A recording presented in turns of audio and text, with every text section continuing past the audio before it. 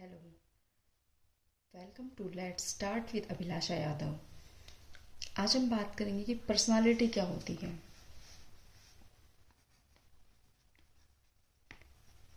Personality व्यक्तित्व कैसा है हमारा। तो पर्सनालिटी से हम क्या समझते हैं। पर्सनालिटी जो होती है वो किसी भी इंडिविजुअल का जो टोटल बिहेवियर होता है वही पर्सनालिटी होती है।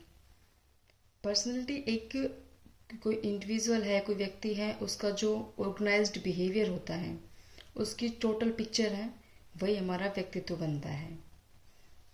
इसके बारे में जैसे बताया गया है कि जो पर्सनालिटी शब्द है वो एक अंग्रेजी भाषा में है और ये जो लिया गया था ये लैटिन वर्ड पर्सोना से लिया गया था, जिसका मतलब होता है कि मास्क। जैसे कि कोई भी एक्टर है वो एक अपना रोल प्ले करने के लिए अपने फेस पे मास्क लगाता है और वैसा रोल प्ले करता है और अपनी वैसी पर्सनालिटी दिखाता है। तो जिस व्यक्ति का कोई बाहरी दिखावा अगर हमें भड़कीला लगता है, अट्रैक्टिव लगता है, तो हम उसे सोशेबल मानते हैं, अच्छा मानते हैं। तो ऐसे ऐसे पर्सनालिटी हम अपने एक समझ लेते हैं कि कोई व्यक्ति कैसा दिख रहा है तो वो कैसा उसकी व्यक्तित्व होगा। इसकी काफ़ी डेफिनेशंस भी दी गई हैं। जैसे कि कुछ पॉपुलर डेफिनेशन है जिसमें बताया गया है कि कोई व्यक्ति जब किसी से अच्छे ढंग से बिहेव करता है, अट्रैक्टिव दिखता है, अन्य लोगों के साथ में आसानी से घुल मिल जाता है, तो हमें ये लगता है कि वो व्यक्ति एक्सट्रोवर्ट है, जबकि ऐसा हो कि ज़रूरी नहीं है। तो ऐसे पर्सनालिटी काफ़ी डेफिनेशंस दी गई हैं। कुछ बायोफिजिकल डेफिनेशन भी दी गई हैं, कुछ इंटीग्रेटिव डेफिनेशन भी दी गई है। तो जो personality is the most characteristics integration of an individual structure and activities. कोई व्यक्ति जैसी उसकी संरचना है और वैसे जैसी वो गतिविधियां कर रहा है, उन सबको मिलाकर उस व्यक्ति का व्यक्तित्व बनता है। पर्सनालिटी जो है वो जो हमारे डिफरेंट टाइप के ट्रेट्स हैं, हमारी जो प्रवृत्ति है, उनको मिलाकर बनती है। ये हमने जाना पर्सनालिटी में कि ये पर्सनालिटी का मतलब होता है। पर्सनालिटी की एक बेस्ट डेफिनेशन दी गई थी जो कि आलपोर्ट ने बताया था कि personality is the dynamic organisation. जो पर्सनालिटी है वो एक हमारा डायनामिक ऑर्गेनाइजेशन है, यानी गतिशील संरचना है विद इन द इंडिविजुअल, जिसके अंदर कोई व्यक्ति ऑफ दो साइकोफिजिकल सिस्टम, जो उसके साइकोफिजिकल या मनोशारीरिक तंत्र है उसके, वो that determine his unique adjustment, उसका जो एक विशिष्ट वातावरण में समायोजन करने के लिए जो विशिष्ट उसका बिहेवियर है वो है। तो हमने ये देखा कि personality is the dynamic organisation within the individual of those psychophysical system that determine his unique adjustment to his environment. Psychophysical system क्या होता है। साइकोफिजिकल सिस्टम एक ऐसा सिस्टम है जिसमें साइकोलॉजिकल जो कि हमारे मेंटल से रिलेटेड हो गया और फिजिकल मतलब हमारे शरीर से रिलेटेड हो गया। इसमें दोनों ही एस्पेक्ट शामिल हो जाते हैं।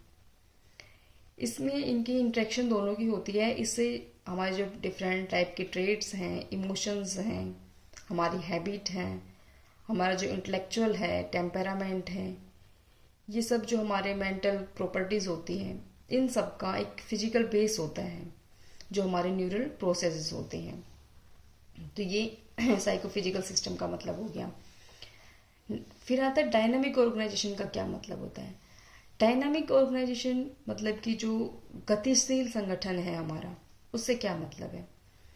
जो हमारे डिफरेंट ट्रेड्स हैं, हैबिट्स हैं, वो एक दूसरे से रिलेटेड होते हैं और एक दूसरे से ये भी नहीं कि एक दूसरे पे पूर्ण रूप से डिपेंड होते हो, एक दूसरे से रिलेटेड भी हैं और एक दूसरे से अलग भी है। इनमें चेंज लाया जा सकता है, इसीलिए गतिशील है।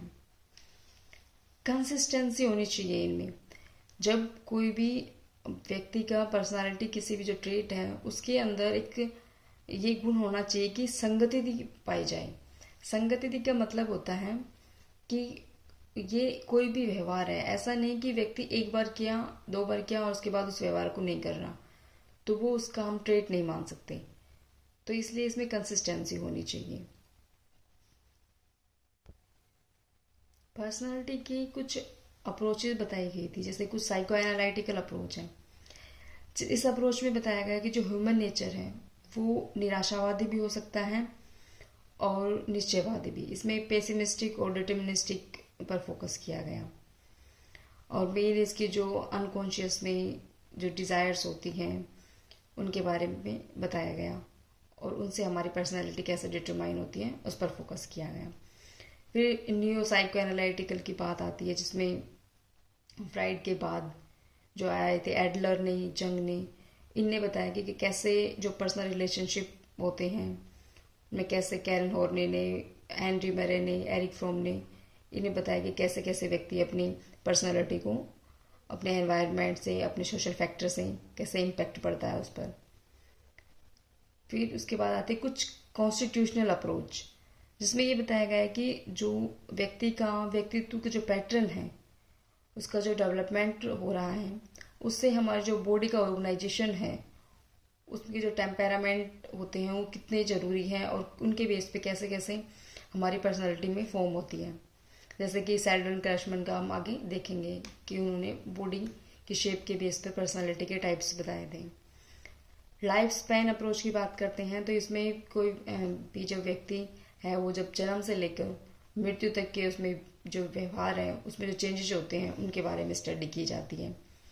टाइप अप्रोच की बात करते हैं। टाइप अप्रोच में हम देखेंगे हिपोक्रेट्स थे, शेल्डन थे, कार्ल जंग थे, इन्होंने कैसे बॉडी के टाइप्स और वैसे जो फ्लूइड्स होते हैं उनके बेस पे पर्सनालिटी के टाइप बताए हैं।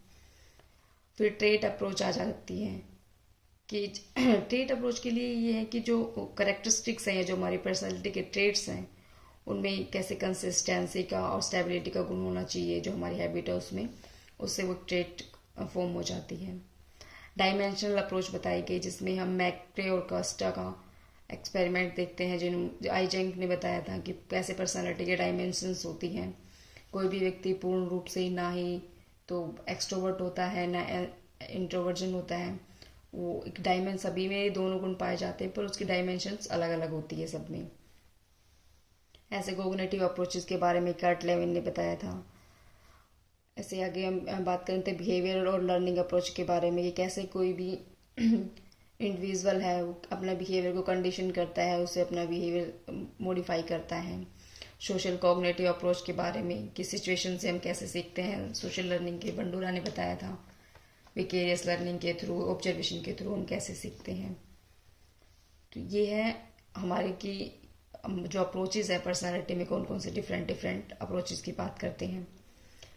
एक हम मैथोडोलॉजिकल व्यू पॉइंट भी देखते हैं। एक होता है इडियोग्राफिक अप्रोच।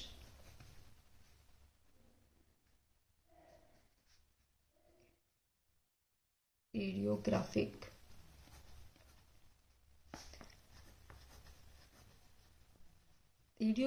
अप्रोच का मतलब होता है भावमूलक उपागम। इस टाइप के जो अप्रोच होती है उसमें हम स्पेसिफिक इंडिविजुअल की यूनिकनेस पर फोकस करते हैं। जो ट्रेट्स होते हैं उनका जो कॉम्बिनेशन की पहचान करने के लिए कोशिश की जाती है कि वो किसी एक जो इंडिविजुअल है उसकी यूनिकनेस के बारे में बताता हूँ। इसके अदर हैंड एक एस्पेक्ट आता है कि नोमोथेटिक अप्रोच। नोमोथेटिक